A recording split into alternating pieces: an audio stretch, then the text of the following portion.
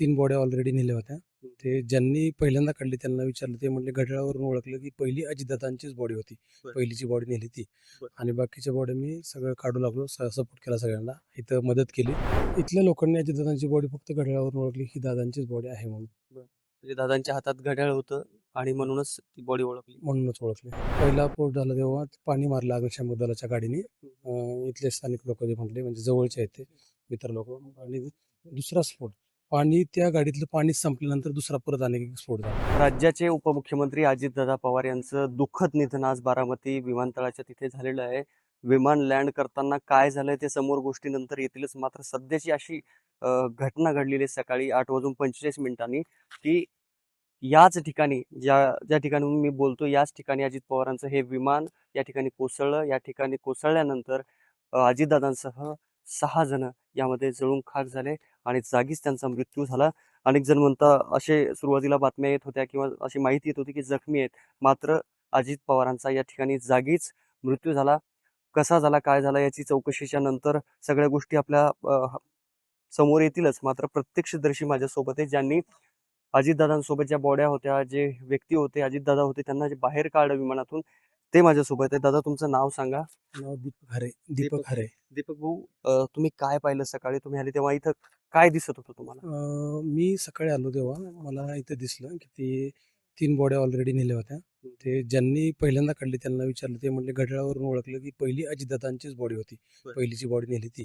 बरं. आणि बाकीच्या बॉड्या मी सगळं काढू लागलो. सपोर्ट केला सगळ्यांना. इथं मदत केली. आणि खूप वाईट अशी घटना झाली. अशी घटना व्हायला नव्हती पाहिजे. संपूर्ण बॉड्या ह्या जळालेल्या अवस्थेत दिसत होत्या का? संपूर्ण बॉड्या अशा पूर्ण काळपट झाल्या होत्या. म्हणजे आणि 6 जणांचा इथेच मृत्यू झाला. हो, सगळ्यांचा इथेच मृत्यू झाला. आणि हे आणलं होतं गोदर, त्या पलीकडचं जे घर दिसतंय त्या घरातून गोधड्या वगैरे आणल्या होत्या. त्यांच्या अंगावर परत झोळी करून वरती आणल्या होत्या गोधड्या. तुम्हाला कोणी माहिती दिली की विमान कोसळलं हे अजितदादाच? मला कंपनीतून, त्यांच्या कंपनीतून कॉपरेटिव्ह टास्कमधून एक कॉल आला, एक मित्राचा अनिल लिंबाळकर म्हणून. तो म्हटला, तिथे एक विमान कोसळले कोणाचं तरी, अफवा उठली दादांचं आहे म्हणून. मी म्हटलं ठीक आहे, लगेच जातो. मी उठून आलो लगेच फास्ट. 100 ते 50 लोक इथे जमले होते. मग मी आलो की 3 बॉड्या ऑलरेडी काढल्या होत्या त्यांनी. मी आल्यानंतर 3 बॉड्या काढायला मदत केली. मग अजितदादाची बॉडी कशी डिटेक्ट केली, कशी ओळखली? इथल्या लोकांनी अजितदादांची बॉडी फक्त घड्याळावरून ओळखली, ही दादांचीच बॉडी आहे म्हणून. म्हणजे दादांच्या हातात घड्याळ होतं आणि म्हणूनच ती बॉडी ओळखली. म्हणूनच ओळखली. दुसरी काय सिच्युएशन? तुम्ही म्हणालात की या ठिकाणी 2 स्फोट झाले, तर कशा पद्धतीने? पहिला स्फोट झाला तेव्हा पाणी मारलं अग्निशामक दलाच्या गाडीने. इथले स्थानिक लोक जे म्हटले, म्हणजे जवळचे आहेत ते मित्र लोक. आणि दुसरा स्फोट, पाणी त्या गाडीतलं पाणी संपल्यानंतर दुसरा परत अनेक एक स्फोट झाला. बरं. मग ज्यावेळेस पहिला स्फोट झाला त्यानंतर बॉड्या काढल्या की दुसऱ्या स्फोट नंतर? दुसऱ्या स्फोट नंतर बॉडी काढली. सगळ्या बॉड्या? सगळ्या बॉडी. म्हणजे दुसरा जर स्फोट झाला नसता तर कदाचित कोणी वाचू पण शकलं असतं. नाही, ते सांगू शकत नाही, कारण स्फोटच मोठा झाला होता. पहिलं असा पुढच्या बाजूने स्फोट पहिला झाला की पुढच्या बाजूने. पहिला स्फोट हा पुढच्या बाजूने झाला? मधोमधच झालता, म्हणजे मधोमध झालता पुढचा स्फोट. पहिला पण स्फोट मधोमध झाला आणि दुसरा स्फोट त्याच्या शेजारी झाला लगेच. ज्यावेळेस पहिल्यांदा जी आग विझवली त्यावेळेस काही गाडीतून म्हणजे विमानातून आवाज वगैरे काही असं काही? आवाज तर काय नाही ऐकवला एवढा, कारण कोणाचाच असा आवाज? नाही, मी लांब होतो ना तेव्हा. जेव्हा स्फोट झाला तेव्हा मी एक्झॅक्टली एकदम इथं नव्हतो. आणि अग्निशामक दलाचे जवान पाणी मारत होते. पाणी मारत होतो. बरं, किती मिनिटांमध्ये हे आग लागल्यानंतर स्फोट झाल्यावरती पोहोचले इथे?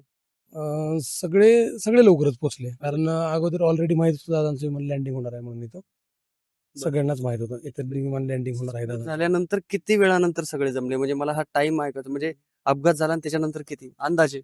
अपघात झाल्याच्या नंतर अंदाजे मी एक 30 मिनिटांनी ते 20 मिनिटांनी चालू असेल. 20 मिनिटांनी मी स्वतः.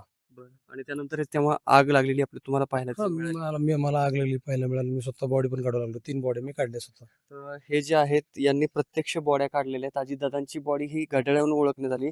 आपण पाहिलं तर आपल्याला पाहायला मिळतं की हे विमानाचे अवशेष आपल्याला पाहायला मिळतात आणि जवळपास 300 ते 200 मीटर पर्यंत हा पहिले टायर जे आहेत विमानाचे ते पुढे गेलेत. ही जी खुर्ची आपल्याला दिसते ही राज्याचे उपमुख्यमंत्री अजितदादा पवार याच खुर्चीत बसले होते. ती खुर्ची जर दिसत असेल तर आपल्याला पाहायला मिळेल. आणि याच खुर्चीतून नंतर त्यांना बाहेर ती खुर्ची काढण्यात आली. अजितदादांची बॉडी काढली तेव्हा काहीही कळत नव्हतं हे कोणाची बॉडी आहे. तेव्हा त्यांच्या हातात घड्याळ पाहायला मिळाली. ज्या अजित पवारांची निशाणी ही घड्याळ होती, अखेर त्याच घड्याळीची निशाणी त्यांची बॉडी ओळखण्यासाठी आपल्याला या ठिकाणी लोकांना कामी आली. आपल्याला जर पाहिलं तर हे इकडे रनवे आहे. खरं तर याच रनवेवर हे विमान येणार होतं, लँड होणार होतं. मात्र ते इथे लँड न होता इकडे भरकटलं, वर गेलं आणि तिथून गायब झालं आणि तिथून कोणालाच दिसलं नाही. आणि नंतर ज्यावेळेस इथे स्फोट झाला त्यावेळेसच इथे ते पाहायला मिळालं. अवघ्या 20 ते 25 मिनिटांमध्ये अग्निशामक दलाची गाडी इथेच उभी आहे बघा. सकाळी 8:45 वाजता घडलेली घटना आहे. इथेच उभी आहे. बघ्यांची गर्दी आपल्याला पाहायला मिळते. आपला दादा आपल्याला सोडून गेला. अतिशय भावना अनावर झालेल्या आहेत. अनेकांच्या डोळ्यात अश्रू पाहायला मिळत आहेत. आणि अजितदादा हे वाद्याचे पक्के होते. मात्र अजितदादांनी आता हे आपल्याला अर्ध्यावर सोडून गेलेले आहेत. दादा आपल्याला सोडून गेलेले हे आम्हाला कल्पनाही करवत नाही. अशा भावनिक भावना बारामतीकरांच्या आणि एकूणच महाराष्ट्रातील जनतेच्या नागरिकांच्या आपल्याला पाहायला मिळत आहेत. हे शेवटी जाता जाता हे दृश्य पहा की या चार्टर विमानाचा इथेच सगळं जळून राख झालेली आहे आणि त्या बॉडीचं काय झालं असेल ह्याची कल्पना करवत नाही. बारामती आतमध्ये आज अजित पवारांचा संध्याकाळी किंवा कधी अंत्यविधी येतो ती माहिती त्यांचे कुटुंबीय देतील. मात्र तुर्तास आपण या ठिकाणी या व्हिडिओमध्ये थांबतोय. विष्णू सानप, मराठी, बारामती.